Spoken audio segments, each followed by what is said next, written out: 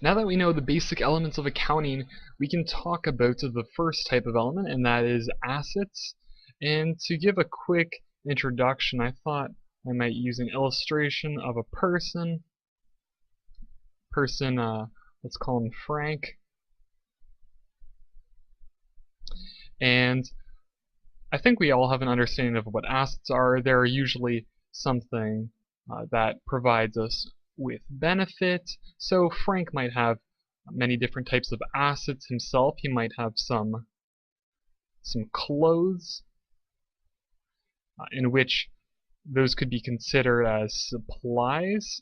He might have a watch, which is something else that can be considered supplies, or a luxury asset.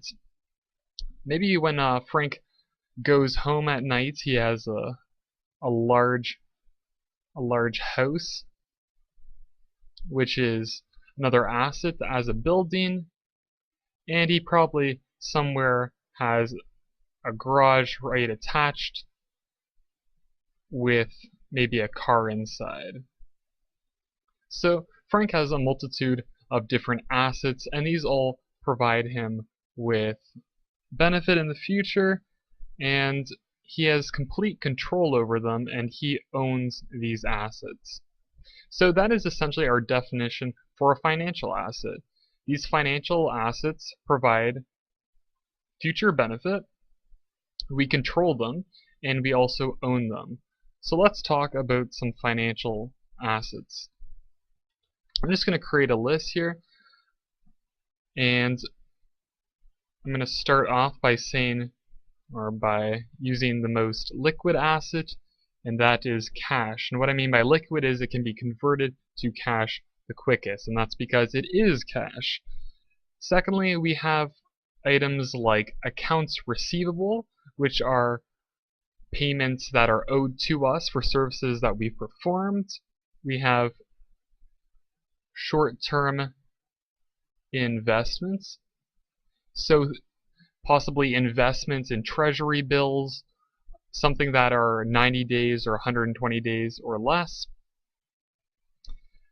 We have inventory, and we have prepaid expenses. And prepaid expenses are essentially paying for expenses beforehand so that we won't have to pay over a period or a course of a period.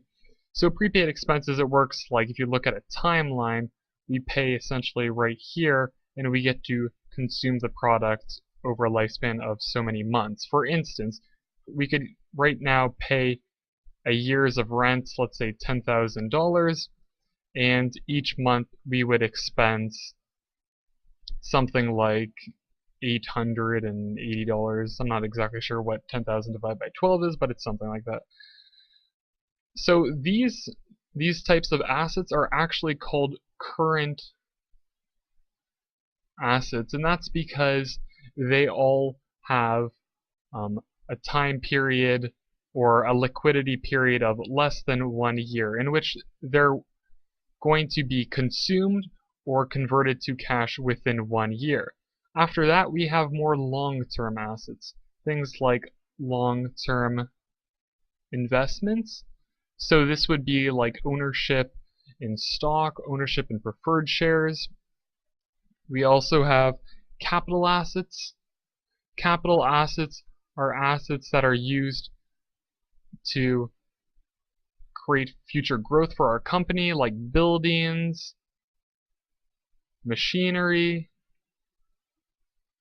cars, and so on. These are all large assets that are usually amortized or depreciated over, say, maybe 20, 25, 30 years. We also have intangible assets. These are assets that cannot be primarily felt in the real world. They don't physically exist. They're essentially invisible assets because we can't touch them. And such intangible assets would be things like recipes, logos, patents, slogans, and many other different types of intellectual property. So like recipes, maybe what is the secret batter used in the KFC mix, logos, things like the Coca-Cola logo, or possibly what's a very famous logo, Walmart, or not Walmart, but Apple, of course, very popular logo, has a lot of asset value because people recognize it as a very strong logo. So these are all types of assets, and you will find all these assets on the balance sheets of the financial statements. So just wanted to note that all of these are assets, but these 1, 2, 3, 4, 5 are strictly current assets, while the rest of these are more long-term assets. Alright, shouldn't be any questions, I don't think, for this tutorial. Just make sure to subscribe, but if you do, leave something and comment below. Alright, see you guys.